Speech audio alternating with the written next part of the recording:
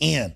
But I want to play from a promotional video put out by Guardian Centers, some of the video for you right now, and we've been showing some of it as well while I've been talking here, where, again, interspersed with the firefighters and other legitimate things, it shows the military rounding people up, and every one of them is black. Now, that's newsworthy right there. I've been to these drills where they all are farmers wearing John Deere caps and stuff, saying, you know, you can't take my land, you can't take my guns. Very scary stuff. But it was a black farmer, white farmer, Hispanic farmer.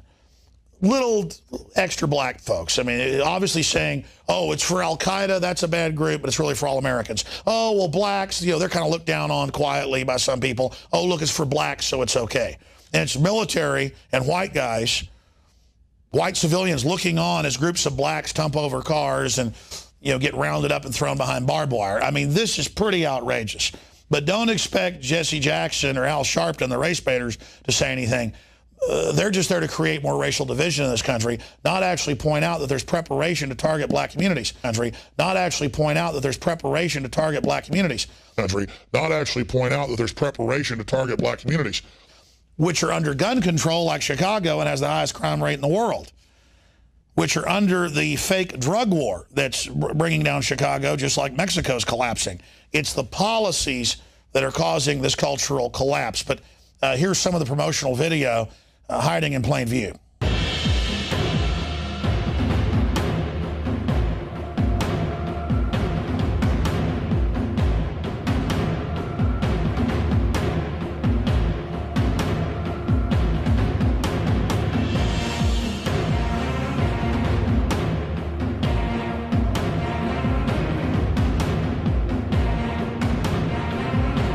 It's not meant to depress you. It's meant to make you aware. It's not meant to make you walk out of here feeling like there's no hope. It's meant to make you walk out of here saying, I got to get busy and informing my brothers and sisters what's really going on so that we can prepare ourselves for what is coming.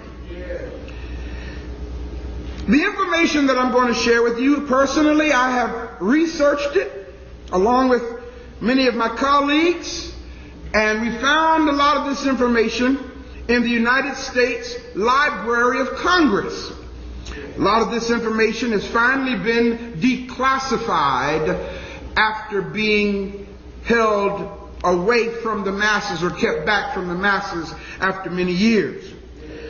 Because of the satanic, evil, and clandestine objectives contained in this program called the King Alfred Plan, it is imperative, it's necessary that those people whom God has called to be watchmen and watchwomen on the wall alert the people.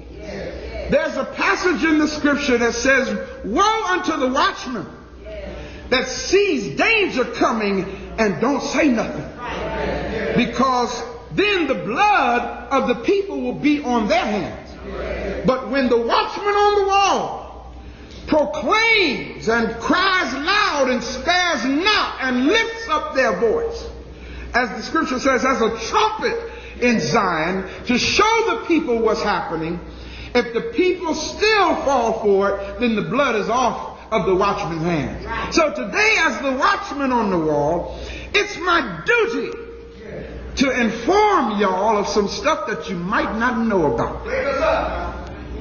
Do my best, Doc. Let's go back in time a little bit. Let's go back approximately 40 years ago. Between the years of 1960 and 1964, an organization called the National Security Council. Have y'all ever heard of that before? I know you have, because we talk about national security memorandums. Well, the National Security Council developed a government program called the King Alfred Plan.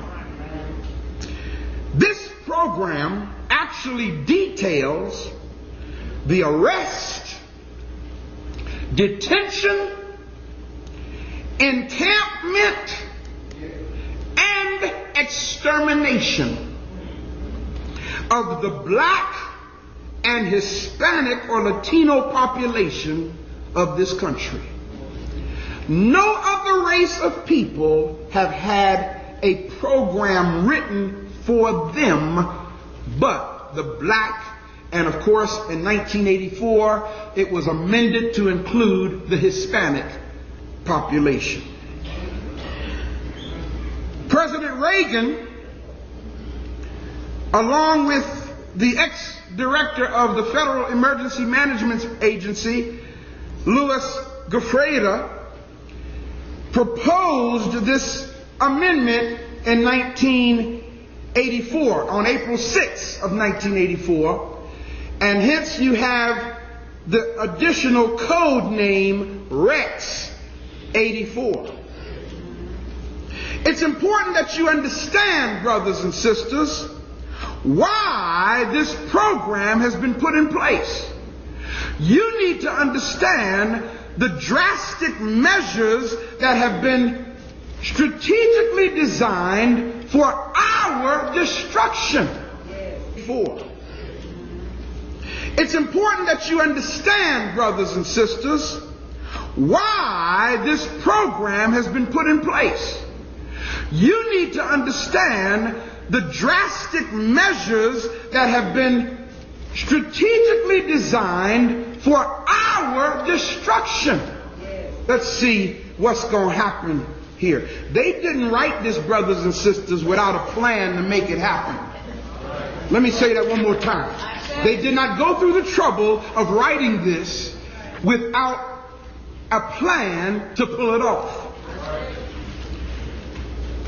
The King Alfred Plan, the United States of America King Alfred Plan, codenamed Rex 84. Here's what it says, and I'm going to read quickly. In the event of widespread and continuing and coordinated racial disturbances in the United States, King Alfred, at the discretion of the president, underline that and then look at the person next and say, this is why no black man can be the president. You got to understand, people, this program was written for black people. They ain't gonna, hey, listen, I don't know. What's Secretary of State's name? Colin Powell. I don't know.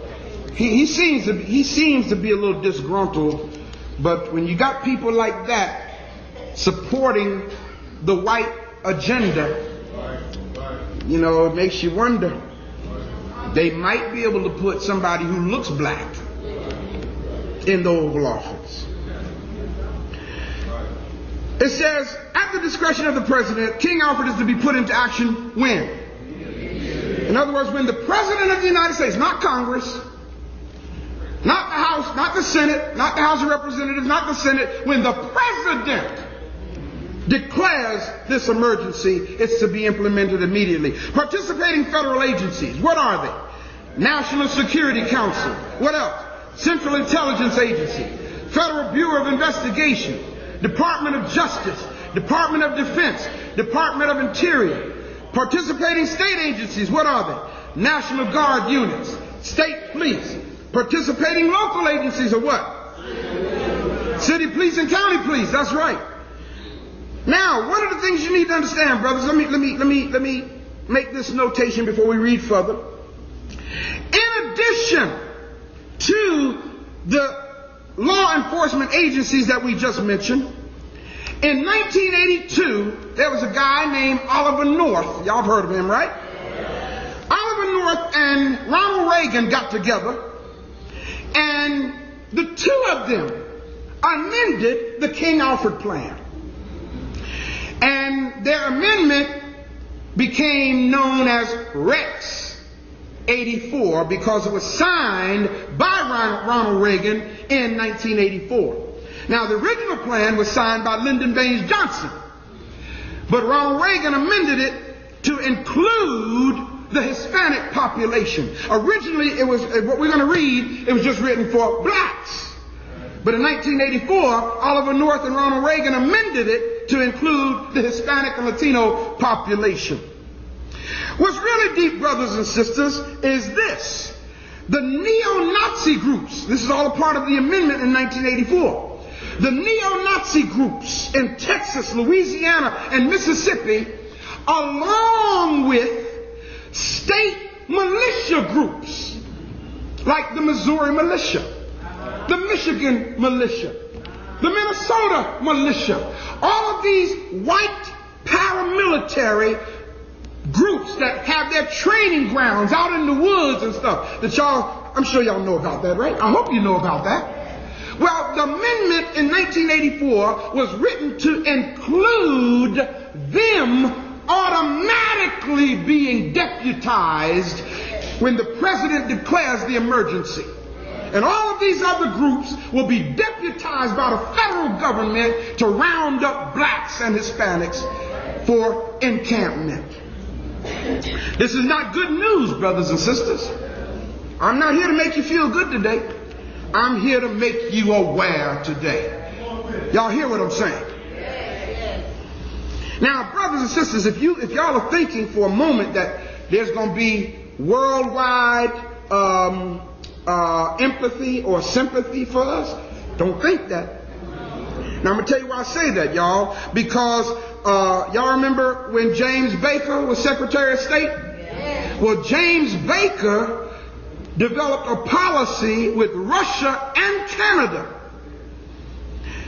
These other governments have created what's called a United States European base to exterminate blacks and Latinos in Africa, South America, the East and West Indies, Cuba, and Puerto Rico. I mean, they're working. Why? Why are we targeted? Think about that. I mean, they're working. Why? Why are we targeted? Think about that. 50-year-old Walter Scott, he's the guy in the green shirt running away from Officer Michael Slager. The officer fires 8 times. You heard the gunfire there. Scott falls to the ground. Slager then walks up to Scott, handcuffs him before backup arrives. Now, this confrontation started as a traffic stop.